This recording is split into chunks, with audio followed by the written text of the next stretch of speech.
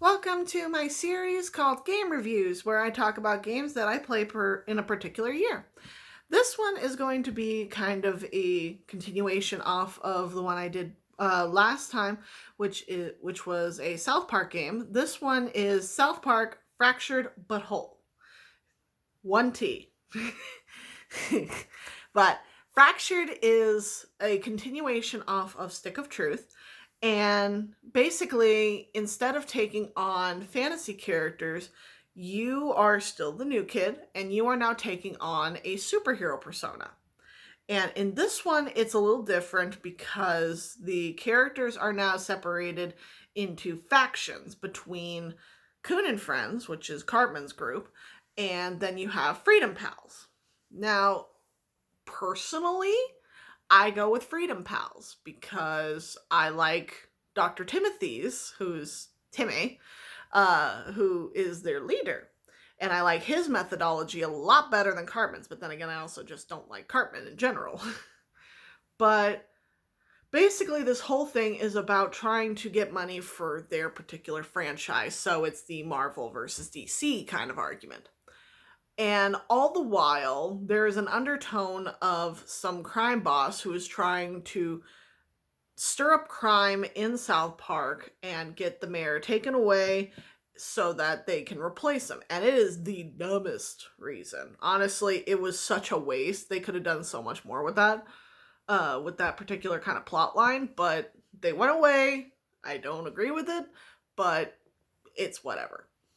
I like this one better because the overall changes that they made from Stick of Truth to Fractured was so much better because it's still turn-based combat, but instead of being fixed to one spot, you can actually move around the battlefield and get yourself into a position where you could actually do a lot of damage to multiple enemies.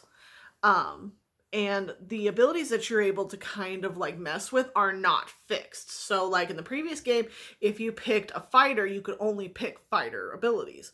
In this one, if you want to be a brutalist, you can be a speedster, you can be a gadgeteer, you can be a plantmancer, you could be all sorts of things. And there's no limit on what you can be. And by the end of the game, you can basically do it all. So I like that. It gave you a lot more variety of what you could do. And the DLCs are also a lot of fun because they expand on some characters that are not normally featured. They are mentioned in the show, but not so much in the game. But I will say one critique that I have heard between Stick of Truth and Fractured is that Stick of Truth does not assume that you've seen the show. So it doesn't do much when it comes to saying, hey, do you remember this part? It sort of takes the surface level kind of information. Fractured assumes that you've seen the show and that you've at least played the other game. And while at the time I started playing this, I hadn't seen the show. Now that I've seen at least up to season 10, I do understand a lot more of the jokes and it makes it funnier. There's still some things that I'm like, okay, whatever. But that kind of goes with the territory for South Park. Some jokes hit, some don't. It hit different. But I will say that Fractured, between that and Stick of Truth, I liked better. I liked Fractured a lot better because of what you got to do.